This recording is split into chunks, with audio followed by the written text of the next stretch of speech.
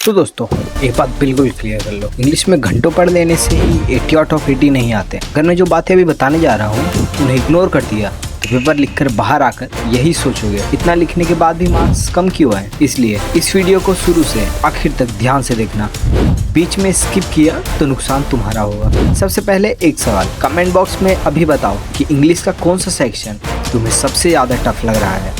Writing skill, grammar, unseen passage या poetry. जब तक तुम्हें अपनी कमजोरी पता नहीं चलेगी सुधार शुरू ही नहीं होगा। चलिए अब सीधी बात करते हैं। तो फ्रेंड्स, जो हमें पहली आंसर शीट मिलती है उसे कैसे भरना है ये अब तक तुम्हें आ जाना चाहिए। अगर 10वीं में हो तो टीचर अक्सर खुद गाइड कर देते हैं, लेकिन 12वीं में कई जगह टीचर कहते हैं तुमने 10वीं में किया है खुद कर लो। यहाँ एक ही सलाह है, अगर जरा भी कंफ्यूजन हो तो ओवर स्मार्ट मत बनना, सीधे इन्विजिलेटर से पूछ लेना। गलत भर दिया तो 100% नुकसान तुम्हारा है। हॉल टिकट सामने रखकर ही हर डिटेल भरो, जल्दबाजी बिल्कुल मत करना। पहला पेपर होता है, स्ट्रेस लेवल हाई रहता है और सबसे ज्यादा गड़बड़ियां भी उसी दिन होती है। स्टूडेंट्स, सबसे इम्पोर्टेंट बात, पेपर में जैसे क्वेश्चन दिए गए हैं उसी सीक्वेंस में क्वेश्चन को अटेम्प्ट करो। क्यों? क्योंकि जब कॉपी चेकर को आंसर ढूंढने में मेहनत करनी पड़ती है तो छोटी छोटी गलतियां पकड़ने की चांसेस बढ़ जाती है। लैंग्वेज सब्जेक्ट में आधे मार्क्स भी कट सकते हैं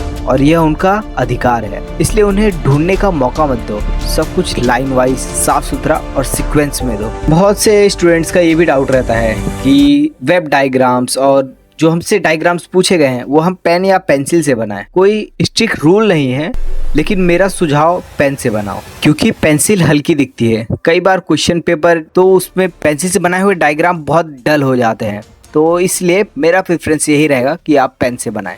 अगर पेंसिल से बना भी दिया तो घबराने की जरूरत नहीं है, मार्क्स नहीं कटते, पर बेहतर इंप्रेशन के लिए पेन ठीक रहता है। तो स्टूडेंट्स में से बहुत लोग भी पूछेंगे पेन कैसा हो। पेन मोस्टली बॉल पेन अच्छा रहेगा।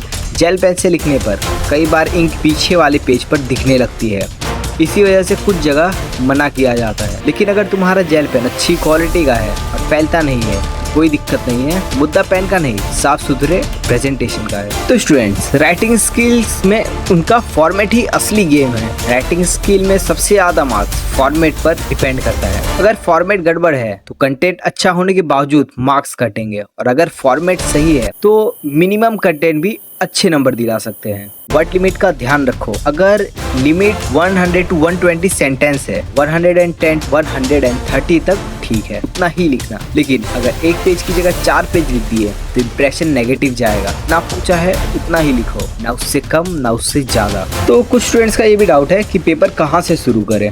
कुछ स्टूडेंट्स राइटिंग स्किल से शुरुआत करते हैं, इसमें कोई प्रॉब्लम नहीं है, कर सकते हो। मार्क्स कम नहीं मिलेंगे, लेकिन प्रॉब्लम टाइम मैनेजमेंट की है। राइटिंग स्किल में हम अपने शब्दों में लिखते हैं, शुरुआत में ज्यादा समय खर्च कर देते हैं, फिर लास्ट में ग्रामर या सीन पैसेज जल्दी करना पड़ता है। इसलिए बेहतर है कि पेपर को दिए गए सीक्वेंस में सॉल्व करो। पहले ऑब्जेक्टिव और छोटे छोटे क्वेश्चंस निपटाओ, फिर राइटिंग स्किल पर जाओ। और स्टूडेंट्स, सप्लीमेंट कम लेना। बोर्ड एग्जाम में कम से कम सप्लीमेंट लेना बेहतर है। बहुत ज्यादा कॉपियां ली तो दिखेगा कि कंटेंट फैला हुआ है। कॉम्पैक्ट, साफ और पॉइंट वाइज आंसर ज्यादा इम्पैक्टफुल होता है। तो स्टूडेंट्स, ये मेरी लास्ट एडवाइस है कि पेपर को जितना सिंपल, स्ट्रेट फॉरवर्ड और वेल ऑर्गेनाइज रखा जाए उतना ही कम नेगेटिव इम्पैक्ट होगा। लैंग्वेज वाले सब्जेक्ट्स में मार्क्स काटने की गुंजाइश हमेशा रहती है, इसलिए गलती करने के मौके कम दो। अगर अभी भी कोई पॉइंट छूट गया हो या कोई डाउट हो, कमेंट में जरूर बताना। और याद रखो, इंग्लिश में टॉप करने के लिए सिर्फ पढ़ाई नहीं, सही स्ट्रेटजी चाहिए।